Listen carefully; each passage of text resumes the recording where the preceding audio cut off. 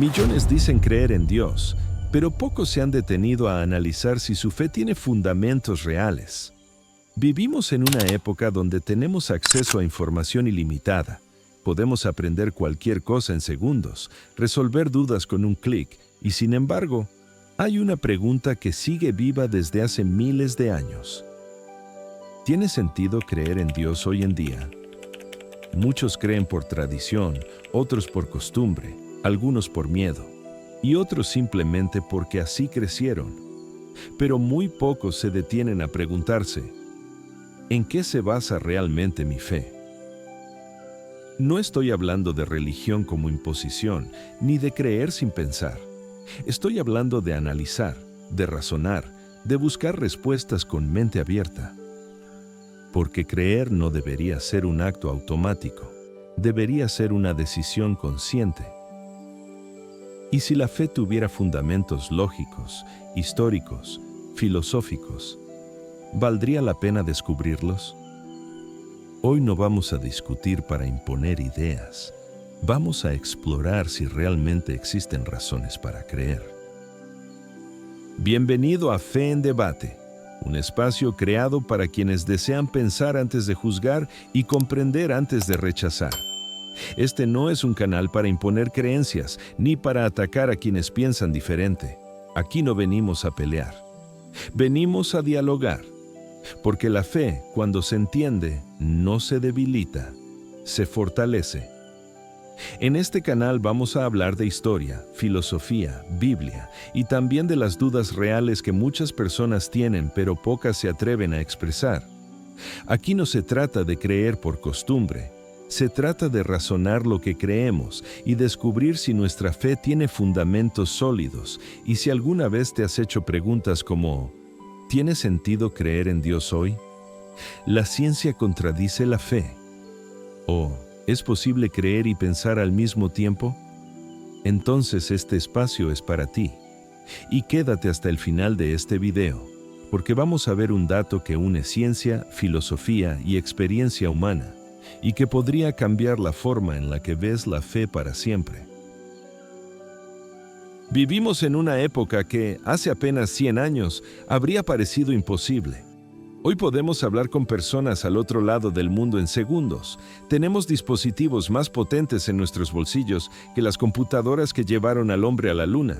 Y estamos entrando en una era donde la inteligencia artificial puede escribir, dibujar, analizar datos y hasta imitar conversaciones humanas. La tecnología ha transformado la forma en la que trabajamos, la forma en la que aprendemos y hasta la forma en la que nos relacionamos. Pero en medio de todo este avance, hay preguntas que no han desaparecido, preguntas que ningún algoritmo ha podido responder por completo. ¿Por qué existimos? ¿Tiene sentido la vida? ¿De dónde surge la conciencia?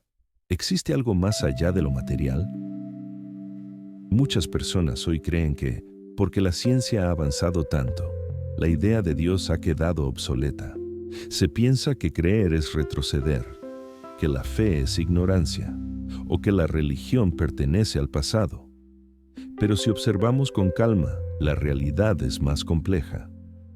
La ciencia ha logrado cosas extraordinarias, ha explicado cómo se forman las estrellas, cómo funciona el ADN, cómo se transmiten las enfermedades, cómo se expande el universo, y cada descubrimiento nos acerca más a entender los mecanismos del mundo físico. Pero entender el mecanismo no siempre significa entender el propósito. La ciencia responde el cómo, pero la fe intenta responder el por qué. Imagina que encuentras un reloj en medio del desierto. La ciencia puede decirte de qué está hecho, cuánto pesa, cómo giran sus engranajes, pero la pregunta de para qué fue creado es una pregunta diferente. Y aquí es donde surge el conflicto moderno, no entre ciencia y fe, sino entre materialismo y significado. En nuestra época, muchas personas no rechazan a Dios por maldad, sino por confusión. Se les enseñó que creer es incompatible con pensar, que la razón y la espiritualidad son enemigas, y esa idea no siempre es cierta. De hecho, algunos de los científicos más influyentes de la historia no veían contradicción entre estudiar el universo y creer en un creador. Para ellos, investigar la naturaleza era una forma de acercarse al misterio de su origen. Lo que vivimos hoy no es simplemente una era científica, es una era de información acelerada. Y cuando todo se mueve rápido, la reflexión se vuelve escasa. Y cuando no reflexionamos, confundimos explicación con significado. Podemos saber cómo funciona el cerebro, pero aún debatimos qué es la conciencia. Podemos medir la energía de una estrella, pero no medir el valor de una decisión moral. Podemos calcular distancias entre galaxias, pero no calcular el propósito de una vida. Y en medio de este escenario, el ateísmo moderno ha crecido, no siempre como rechazo absoluto, sino como consecuencia de una cultura que prioriza lo visible sobre lo trascendente. Pero incluso quienes no creen, siguen buscando respuestas, siguen preguntándose por el sentido, por la justicia, por el amor, por la verdad. Porque la pregunta por Dios no nace solo de la religión, nace de la condición humana. Tal vez el verdadero dilema no sea si la ciencia contradice la fe, sino si estamos usando la ciencia para evitar preguntas más profundas. Y en un mundo donde todo parece tener explicación técnica, la pregunta por el propósito se vuelve más necesaria que nunca. Porque comprender el mecanismo del universo no elimina la pregunta por su origen, la intensifica. Punto 1. El orden del universo. Si miramos el universo con detenimiento, lo primero que notamos no es caos absoluto, notamos orden. Las estrellas no chocan al azar. Los planetas siguen trayectorias precisas. Las leyes físicas se repiten con exactitud matemática. La gravedad no cambia de humor. La luz no decide moverse más rápido un día y más lento otro. Vivimos en un universo que funciona bajo reglas constantes, y eso nos lleva a una pregunta antigua, pero aún vigente. ¿De dónde provienen esas reglas? Aristóteles, el primer motor.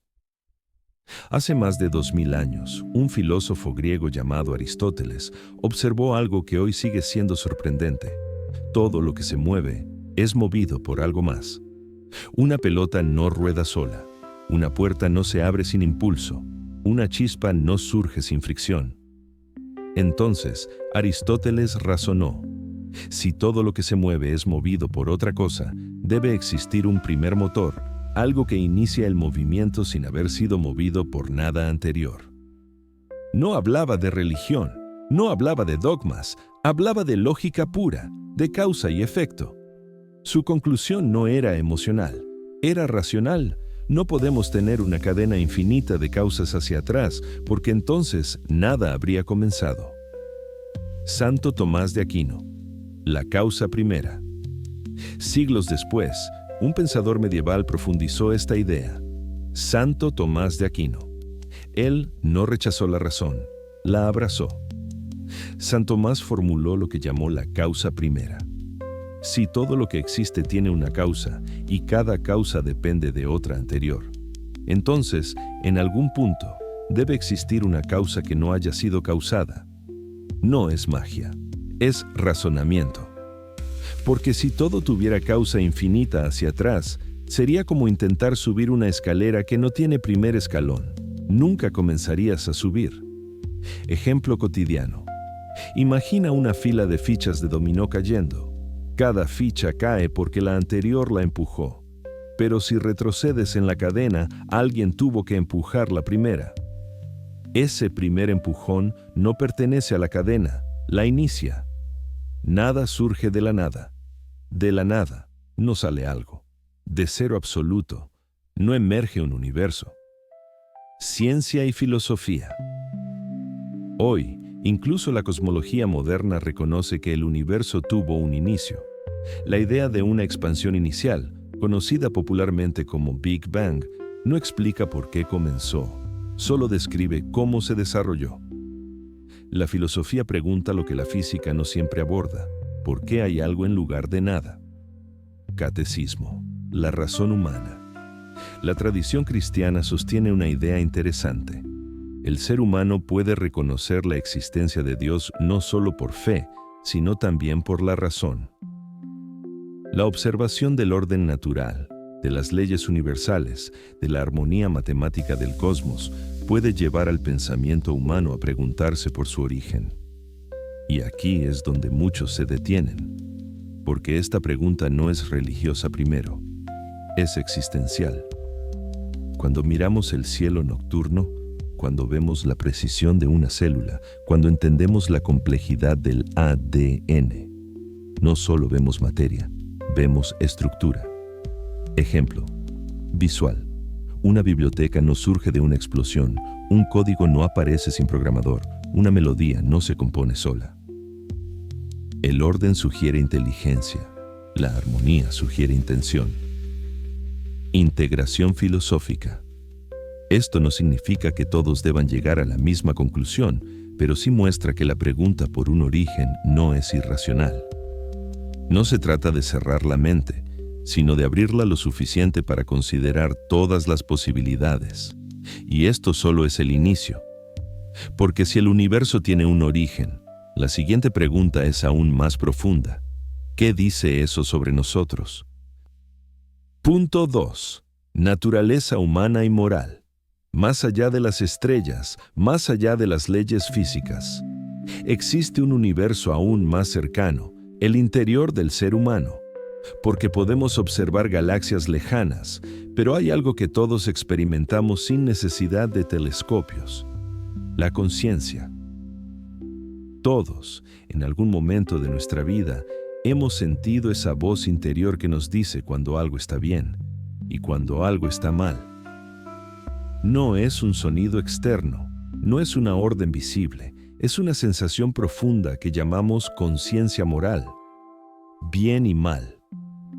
Desde niños, sin necesidad de estudiar filosofía, entendemos que mentir duele, que traicionar lastima, que la injusticia incomoda. Y aunque las culturas cambien, hay principios que se repiten: el valor de la vida, el rechazo al abuso, la búsqueda de justicia. Esto plantea una pregunta interesante. Si todo fuera producto del azar, ¿por qué existe una percepción casi universal del bien y del mal? Pregunta fuerte. Si todo fuera azar, ¿por qué sentimos culpa? La culpa no es física, no pesa, no se mide, pero se siente. C.S. Lewis, Ley Moral Universal. Un pensador del siglo XX, C.S. Lewis, observó algo sorprendente. Dijo que si personas de distintas culturas coinciden en principios morales básicos, entonces existe algo que él llamó Ley Moral Universal. No se refería a reglas escritas, sino a una intuición compartida, una especie de brújula interna que orienta nuestras decisiones. Lewis planteaba que esta ley no proviene simplemente de acuerdos sociales, porque incluso cuando una sociedad falla, el individuo sigue sintiendo que algo está mal. Ejemplo cotidiano. Imagina que alguien roba algo tuyo. No necesitas estudiar leyes para saber que se cometió una injusticia. Lo sabes, porque lo sientes. Kant, el deber moral. Siglos antes, el filósofo Immanuel Kant habló del deber moral. Él afirmaba que dentro de nosotros existe una especie de mandato interno que nos impulsa a actuar correctamente, incluso cuando nadie nos observa. Kant no estaba predicando religión, estaba describiendo una experiencia humana universal, la sensación de responsabilidad. Conciencia. La conciencia no solo nos dice lo que hicimos, nos dice lo que debimos haber hecho. Y eso es fascinante, porque implica que no solo actuamos, también nos evaluamos. Podemos engañar a otro, pero rara vez logramos engañarnos por completo. Esa voz interior no siempre grita, pero siempre susurra. Justicia. Las sociedades crean leyes, pero la idea de justicia existe antes de que esas leyes se escriban. Las leyes cambian. La percepción de justicia permanece. Integración filosófica. Si el universo fuera únicamente materia y azar, la moral sería solo una preferencia, como elegir un color favorito. Pero no tratamos la justicia como preferencia, la tratamos como necesidad. Ejemplo profundo. Nadie dice, prefiero que no me traicionen. Decimos, no deberían traicionarme. Esa diferencia es moral. Reflexión final del punto. Tal vez la pregunta no sea si la moral existe, sino de dónde proviene. Porque si existe una ley moral, ¿existe también un origen moral? Y esa pregunta nos acerca a una conclusión que ha acompañado al ser humano desde el inicio de la historia. Punto 3. Experiencia humana. La experiencia humana es quizá uno de los argumentos más ignorados y al mismo tiempo uno de los más poderosos. Porque más allá de teorías, más allá de libros y debates, está la vivencia directa del ser humano. A lo largo de la historia, millones de personas de distintas culturas, idiomas y épocas han hablado de una misma sensación, la percepción de algo más grande que ellos mismos. No siempre lo describen igual, no siempre lo nombran de la misma forma, pero coinciden en algo profundo. Una búsqueda interior que parece acompañar a la humanidad desde sus inicios. Civilizaciones antiguas construyeron templos, observaron el cielo, dejaron escritos, pinturas, símbolos. No tenían internet, no compartían fronteras, no se conocían entre sí. Y aún así, expresaban una inquietud común. ¿De dónde venimos? ¿Para qué estamos aquí?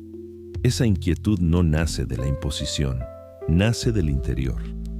A lo largo de los siglos encontramos relatos de personas que transformaron su vida después de una experiencia espiritual profunda. No hablamos solo de religiosos, sino de científicos, filósofos, artistas, escritores, personas que pasaron de la indiferencia al cuestionamiento, del cuestionamiento a la búsqueda y de la búsqueda a una convicción personal. La conversión, en su esencia, no es simplemente cambiar de religión, es cambiar de perspectiva, es un giro interior. Es cuando alguien se detiene y dice, necesito entender mejor quién soy y hacia dónde voy. Muchas veces estas transformaciones surgen en momentos de crisis, cuando la vida pierde sentido, cuando se experimenta dolor, cuando se enfrenta la pérdida o la incertidumbre. Y es curioso, porque en los momentos más oscuros, la mente humana no suele buscar únicamente respuestas técnicas, busca significado. No basta saber cómo funciona el mundo. Queremos saber por qué seguimos aquí. El sentido de propósito es una de las fuerzas más poderosas del ser humano. Cuando una persona descubre que su vida tiene dirección, su manera de actuar cambia, la disciplina se fortalece, las decisiones se vuelven más conscientes, el miedo pierde poder. Y ese propósito no siempre surge de una meta económica, ni de reconocimiento social, sino de una comprensión interior de valor y significado. Por eso, cuando se habla de fe desde la experiencia humana, no se habla necesariamente de rituales o normas, sino de una vivencia interior que transforma. Una experiencia que no se impone, se descubre. En muchos textos antiguos aparece una frase sencilla pero profunda. Busquen y encontrarán. No es una orden, es una invitación. No dice, acepta sin preguntar. Dice, busca. La búsqueda implica movimiento, implica duda, implica reflexión. A lo largo de la historia, quienes han buscado con honestidad, creyentes y escépticos, coinciden en algo interesante. La experiencia espiritual no se impone desde afuera, se percibe desde adentro. Y esto no elimina la razón. No reemplaza el análisis, lo complementa, porque el ser humano no es solo lógica, también es emoción, intuición y conciencia. La experiencia humana no pretende demostrar matemáticamente la existencia de Dios, pero sí muestra que la búsqueda de lo trascendente no es una anomalía, es una constante. Cuando millones de personas, en distintas épocas, sin conocerse entre sí, llegan a conclusiones similares sobre el sentido de la vida, al menos merece una reflexión. Tal vez la pregunta no sea ¿por qué tanta gente cree? Tal vez la pregunta correcta sea ¿qué han encontrado? Punto 4. Historia del cristianismo. La historia del cristianismo no puede entenderse únicamente como una religión. También es un fenómeno cultural, intelectual y social que ha acompañado a la humanidad por más de 2000 años. 2000 años no son una moda, no son una tendencia pasajera, son generaciones enteras reflexionando, construyendo, escribiendo, debatiendo y dejando huella. A lo largo de los siglos, el cristianismo no solo influyó en la espiritualidad, influyó en la educación, en el arte, en la filosofía, en la ciencia y en la manera en la que entendemos la dignidad humana. Muchas de las primeras universidades de Europa surgieron en contextos donde la fe y el estudio caminaban juntos, lugares dedicados al conocimiento, a la investigación, a la lógica, no a la ignorancia. El arte también fue profundamente marcado por esta tradición. Pinturas, esculturas, música, arquitectura, no eran solo expresiones estéticas, eran intentos de plasmar preguntas existenciales en formas visibles. Catedrales construidas durante décadas, obras literarias, composiciones musicales que aún hoy conmueven. Todo esto refleja que la fe no fue simplemente emoción, fue también creatividad y reflexión. Pero quizás uno de los puntos más interesantes aparece cuando observamos la relación entre fe y ciencia. Existe una idea moderna que afirma que creer y pensar son opuestos, pero la historia muestra un panorama más complejo. Isaac Newton, uno de los científicos más influyentes de todos los tiempos, dedicó su vida a estudiar las leyes físicas que rigen el universo. Sus descubrimientos transformaron la comprensión de la gravedad, del movimiento y de la óptica. Sin embargo, Newton no veía su trabajo científico como un rechazo a la idea de Dios. Lo veía como una exploración del orden de la creación. Para él, estudiar el cosmos era descubrir la estructura de algo profundamente organizado. Blaise Pascal, matemático y filósofo, también abordó la relación entre razón y fe. No negaba la importancia del pensamiento lógico. Al contrario, la utilizaba para reflexionar sobre la existencia humana. Pascal entendía que la razón tiene límites y que el ser humano no es únicamente cálculo, sino también experiencia, emoción y conciencia. Y siglos antes, Agustín de Hipona reflexionaba sobre la interioridad humana. No hablaba solo de religión externa, hablaba del mundo interior, de la búsqueda de sentido, de la inquietud del corazón humano.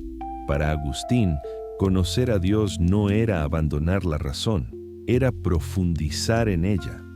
Lo interesante es que estos pensadores no eran figuras aisladas. Formaban parte de una tradición intelectual que discutía, cuestionaba y analizaba. No todos estaban de acuerdo entre sí, pero compartían algo fundamental, la convicción de que la verdad merece ser buscada.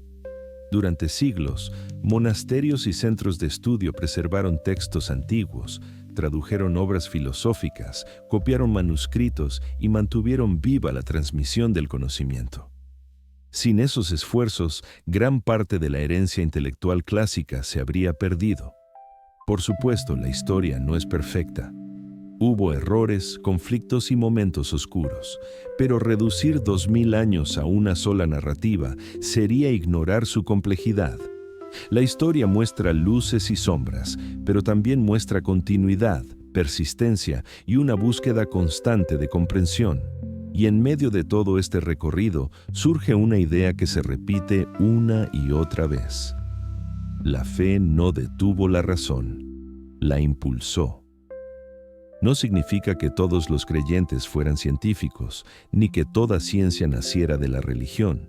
Significa que, para muchos pensadores, la búsqueda de conocimiento no era enemiga de la espiritualidad, era complementaria. La pregunta no es si hubo tensión entre fe y razón, la pregunta es si esa tensión generó reflexión, y la respuesta, observando la historia, parece ser afirmativa. Porque cuando dos ideas se confrontan, la mente humana se expande. El cristianismo, más allá de sus expresiones religiosas, también fue un espacio donde surgieron debates filosóficos, investigaciones científicas y obras culturales que aún hoy influyen en nuestra forma de pensar. Y cuando una tradición logra permanecer durante siglos, adaptarse a distintas culturas y seguir generando diálogo, al menos merece ser comprendida, no descartada sin análisis. Cuando se habla de fe, es inevitable que surjan objeciones, y eso no es algo negativo. Las preguntas no debilitan una idea, la ponen a prueba. Una de las frases más comunes es: la religión es manipulación. Y es cierto que, a lo largo de la historia, han existido personas que usaron la religión para controlar, para influir o para obtener poder.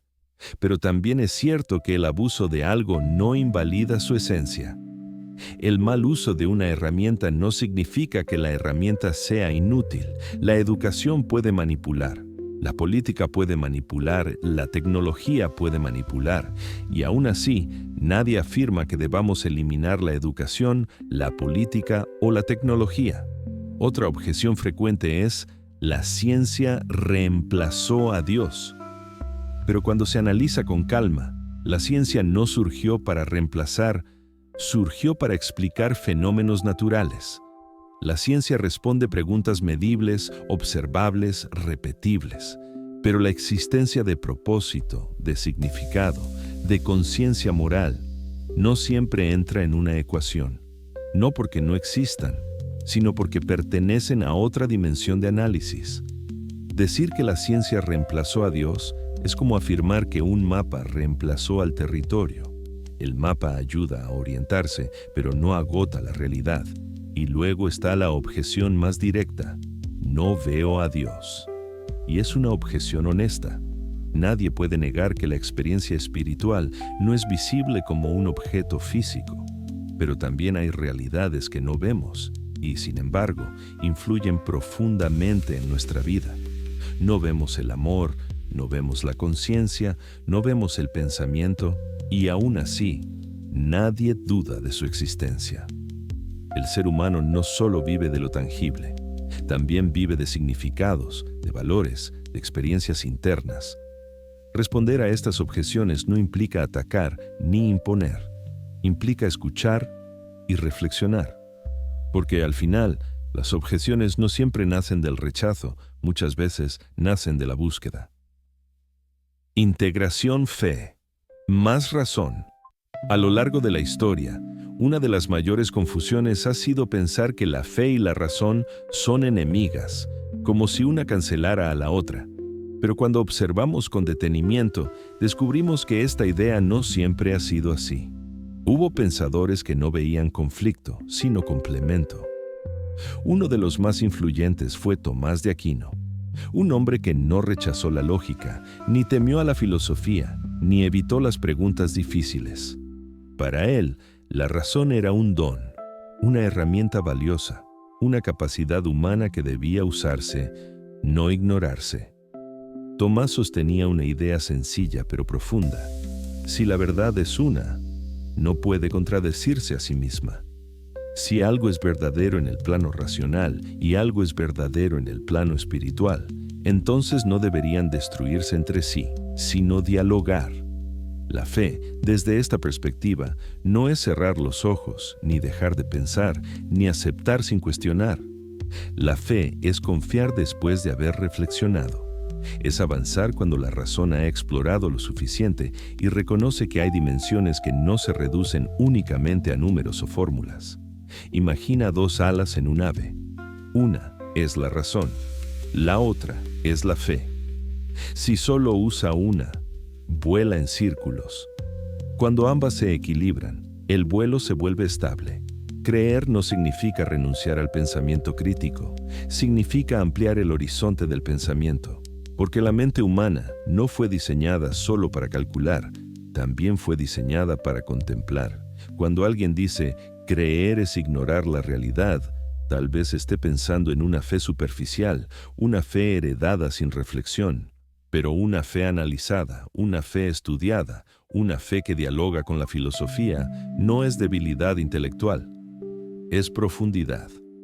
Tomás de Aquino no pidió abandonar la razón, pidió usarla plenamente, y cuando la razón llegara a sus límites naturales, no como derrota. sino como reconocimiento humilde de que la realidad puede ser más amplia de lo que alcanzamos a medir. Decir que fe y razón se contradicen sería como decir que el microscopio contradice al telescopio. Ambos observan la realidad, pero desde ángulos distintos. Hay preguntas que la razón puede responder con claridad, y hay preguntas que la razón formula, pero cuya respuesta requiere apertura interior. Por eso, integrar fe y razón no es mezclar conceptos al azar. Es reconocer que el ser humano no es únicamente lógica, ni únicamente emoción. Es una síntesis de pensamiento, conciencia, experiencia y búsqueda de significado. Cuando alguien cree después de reflexionar, no está apagando su mente. Está encendiendo una dimensión más amplia de comprensión, porque creer no es negar preguntas, es atreverse a hacerlas y seguir buscando incluso cuando las respuestas no caben en una sola definición. Creer no es abandonar la razón. Creer puede ser la continuación de la razón por otros caminos. La pregunta que sigue viva.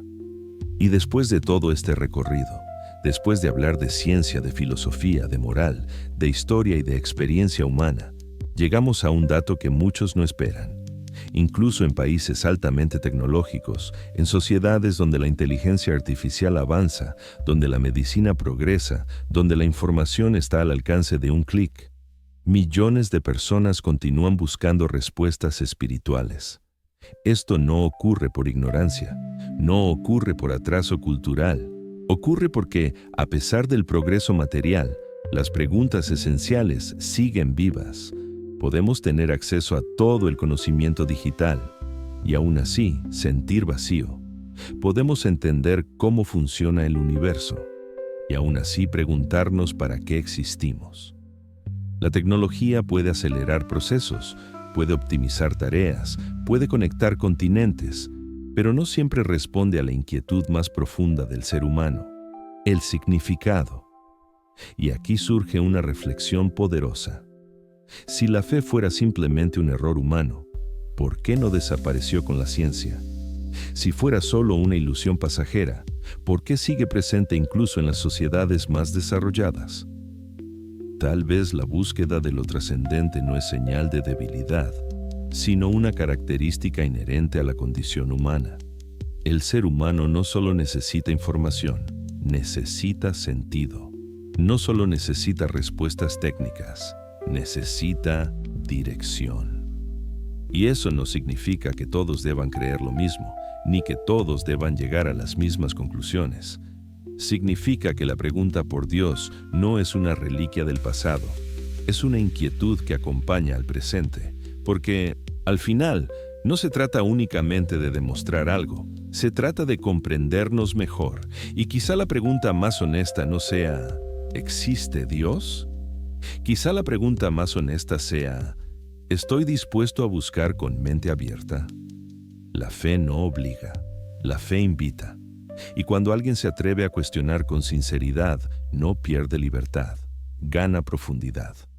Este espacio no pretende imponer ideas, pretende abrir conversaciones, porque dialogar no divide, ilumina. Si este contenido despertó alguna pregunta en ti, si te hizo reflexionar, si te llevó a cuestionar algo que dabas por hecho, entonces ya cumplió su propósito.